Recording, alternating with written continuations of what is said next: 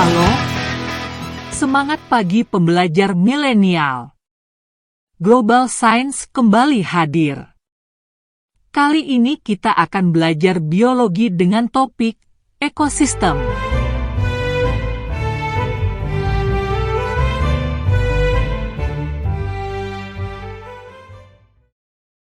Kita awali dengan pengertian ekosistem. Ekosistem adalah sistem ekologi yang terbentuk oleh interaksi antara makhluk hidup dengan lingkungannya. Komponen penyusun ekosistem ada dua, yaitu komponen biotik. Makhluk hidup yang ada dalam ekosistem, yaitu manusia, hewan dan tumbuhan. Yang kedua, komponen abiotik berupa tanah, air, udara, cahaya matahari, kelembaban, curah hujan. Berdasarkan perannya, komponen biotik dalam ekosistem dibagi menjadi 4 kelompok, yaitu produsen, organisme yang berperan sebagai penghasil bahan organik. Konsumen, sebagai pengguna bahan organik. Dekomposer, sebagai pengurai bahan organik. Dan detritivor, yaitu organisme yang mengkonsumsi bahan organik dari organisme yang telah mati. Detritivor memakan sisa tanaman dan hewan mati, dan kemudian memecahnya secara mekanis dengan mengunyah dan menggilingnya dengan gigi atau bagian tubuh lainnya. Contohnya, kumbang, kupu-kupu, belalang, lalat, cacing, dan rayap. Sedangkan dekomposer memecah materi organik menggunakan enzim yang melarutkan bahan dan menyerap nutrisi dengan ukuran yang sangat kecil. Contohnya, jamur, bakteri, dan protozoa. Selanjutnya kita tinjau interaksi antar komponen dalam ekosistem. Interaksi antar komponen dalam ekosistem dapat berupa interaksi antara komponen biotik dengan biotik, ataupun interaksi antara komponen biotik dengan abiotik. Ada 3 interaksi yang terjadi antara komponen biotik dengan biotik. 1. Interaksi antar organisme. 2. Interaksi antar populasi. 3. Interaksi antar komunitas. Interaksi antar organisme dalam ekosistem dikelompokkan menjadi 5 jenis. 1. Netralisme, yaitu hubungan yang tidak saling mengganggu antar organisme. Contohnya, itik dengan sapi. 2. Predasi, yaitu hubungan antara mangsa dan pemangsa atau predator. Contohnya, singa dengan rusa. 3. Parasitisme, yaitu hubungan antara satu organisme yang hidup pada organisme lain secara merugikan. Contohnya, benalu dengan pohon.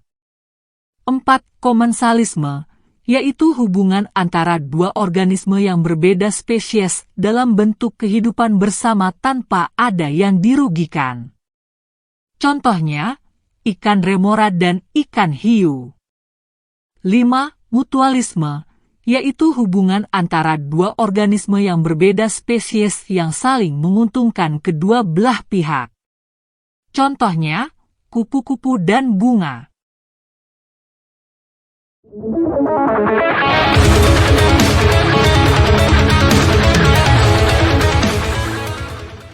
Selanjutnya, interaksi antar populasi. Antar populasi dalam komunitasnya selalu terjadi interaksi baik secara langsung maupun tidak langsung. Jenis interaksi antar populasi. 1.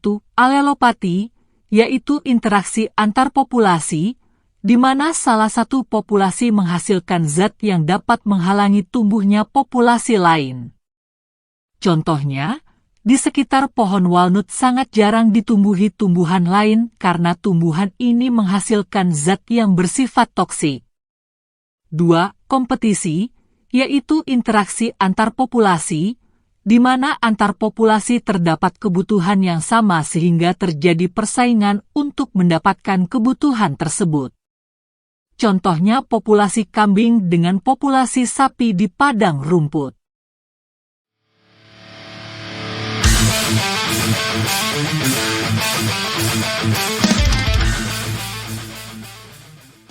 Yang terakhir, interaksi antar komunitas. Komunitas merupakan sekumpulan populasi dari dua spesies berbeda atau lebih yang saling berhubungan dan menempati wilayah geografis yang sama pada waktu yang sama. Antara komunitas sungai dan sawah terjadi interaksi dalam bentuk peredaran nutrien dari air sungai ke sawah dan peredaran organisme hidup dari kedua komunitas tersebut. Interaksi antar komunitas cukup kompleks karena tidak hanya melibatkan organisme, tapi juga aliran energi dan makanan. Komunitas sawah terdiri dari padi, tikus, belalang, burung, ular, katak, dan mikroorganisme. Sedangkan, untuk komunitas sungai terdiri atas ikan, alga, zooplankton, dan mikroorganisme lainnya. Interaksi yang terjadi antara komunitas sawah dan sungai melalui adanya siklus air, energi berupa bahan organik hingga karbon. Air sungai yang digunakan untuk mengairi sawah akan menghasilkan siklus air dan makanan. Air dari sawah akan kembali ke sungai dengan membawa banyak bahan organik berlebih dari hasil pemupukan yang dilakukan oleh petani. Nutrien yang terbawa ke sungai akan menyebabkan melimpahnya alga. Dengan adanya alga yang melimpah menyebabkan jumlah oksigen terlarut dalam air berkurang sehingga mengakibatkan menurunnya organisme di dalam sungai. Hal ini membantu komunitas di dalam sungai lebih seimbang. Kemudian kita tinjau interaksi antara komponen biotik dengan abiotik di dalam ekosistem. Interaksi antara komponen biotik dengan abiotik membentuk ekosistem. Hubungan antara organisme dengan lingkungannya melibatkan perpindahan energi dalam sistem tersebut. Dengan adanya interaksi-interaksi tersebut, suatu ekosistem akan dapat mempertahankan keseimbangannya. Selanjutnya kita tinjau jenis ekosistem. Berdasarkan proses pembentukannya, ekosistem dibagi dua. Ekosistem alami yang terbentuk secara alami. Dan ekosistem buatan yang dibuat dengan tujuan tertentu, seperti tambak, ladang, akuarium, hutan tanaman produksi, sawah irigasi dan perkebunan. Berdasarkan letak wilayahnya, ekosistem dibagi dua. Ekosistem darat dan ekosistem perairan. Ekosistem perairan dibagi dua, yaitu ekosistem air laut dan ekosistem air tawar. Ekosistem darat dibedakan menjadi beberapa bioma. Bioma adalah ekosistem darat yang khas yang dicirikan oleh jenis vegetasi yang dominan pada suatu wilayah. Bioma gurun banyak ditemukan di Amerika Utara, Afrika Utara, Australia, dan Asia Barat. Bioma hutan tropis. Bioma yang memiliki keanekaragaman jenis tumbuhan dan hewan yang paling tinggi. Terdapat di daerah aliran sungai Amazone Orinoco, Amerika Tengah, sebagian besar daerah Asia Tenggara dan Papua Nugini, serta lembah Kongo di Afrika. Bioma hutan gugur. Ciri khasnya, daun-daun tumbuhan meranggas pada musim dingin. Terdapat di Amerika Serikat, Eropa Barat, Asia Timur, dan Chili. Bioma taiga. Flora khasnya adalah pohon pinus.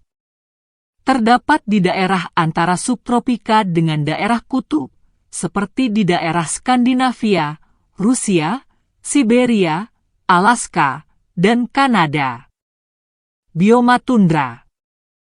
Terletak di kawasan Kutub Utara, dengan vegetasi dominan lumut, lumut kerak, serta rerumputan. Bioma savana atau padang rumput. Terletak di daerah tropis sampai dengan daerah beriklim sedang, yaitu Rusia Selatan, Asia Tengah, Amerika Selatan, dan Australia. Ekosistem perairan air tawar. Danau. Danau merupakan suatu badan air yang menggenang hingga ratusan bahkan ribuan meter persegi. Berdasarkan produksi materi organiknya, danau dibagi menjadi dua jenis. Danau oligotrofik, yaitu danau yang dalam dan airnya jernih, dengan kandungan sumber makanan sedikit, karena fitoplanktonnya tidak produktif. Danau eutrofik, danau yang dangkal dan airnya keruh, kaya akan kandungan makanan, karena fitoplankton sangat produktif. Sungai. Sungai adalah suatu badan air yang mengalir menuju satu arah. Sungai bisa dibagi menjadi 3 bagian. Bagian atas atau hulu, bagian tengah, dan bagian bawah atau hilir. Ekosistem perairan air laut. Ekosistem air laut tidak dipengaruhi oleh iklim dan cuaca. Menurut kedalamannya, ekosistem air laut dibagi 5, yaitu 1. Litoral. Daerah yang berbatasan dengan darat. 2. Neritik. Daerah yang kedalamannya sampai 300 meter dan masih dapat ditembus cahaya matahari. 3. Bathyal. Daerah yang kedalamannya sampai 4.000 meter. 4. Abisal.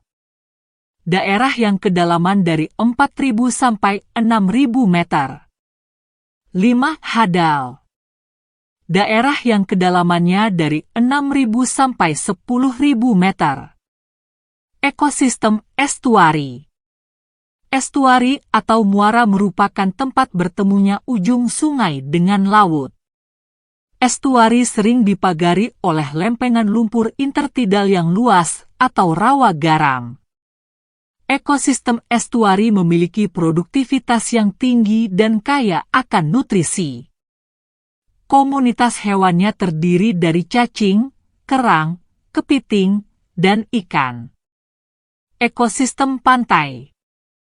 Ekosistem pantai mencakup 3 unsur yakni tanah di daratan, air di lautan dan juga udara.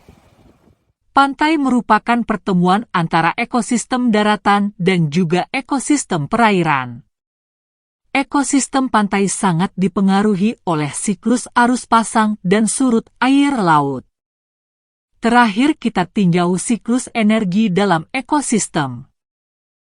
Peran energi dalam ekosistem sangat penting karena setiap organisme selalu membutuhkan dan mengambil energi dengan cara yang berbeda dengan organisme lain.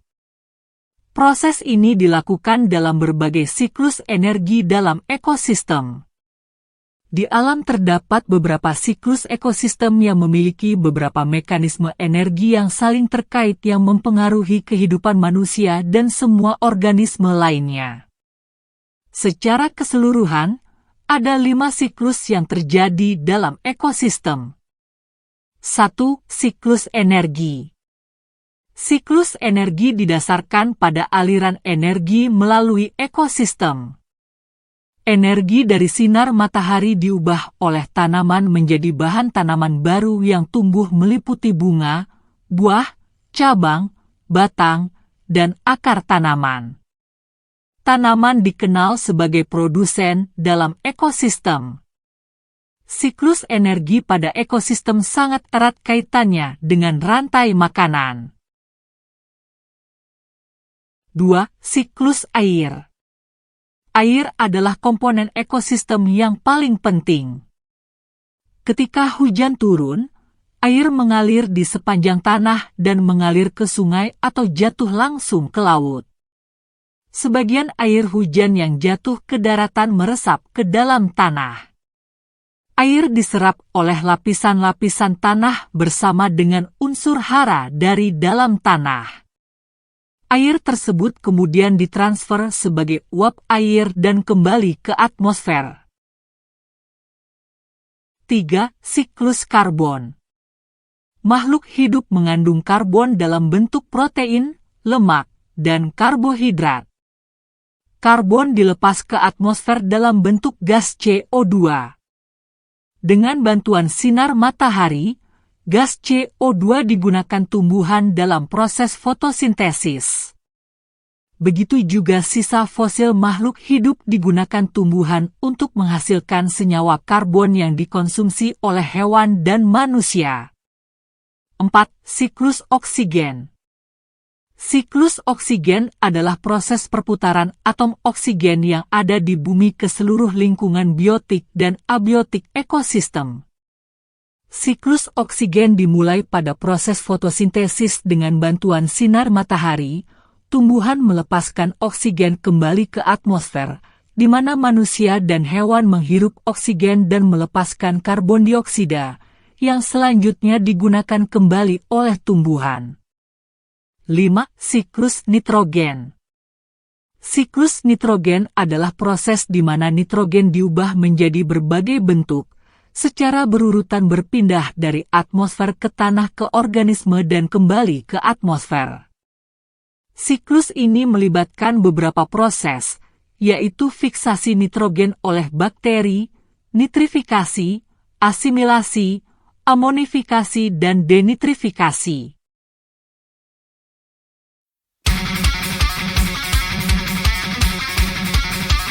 Demikian materi ekosistem. Semoga bermanfaat. Sampai jumpa pada pertemuan berikutnya. Tetap semangat!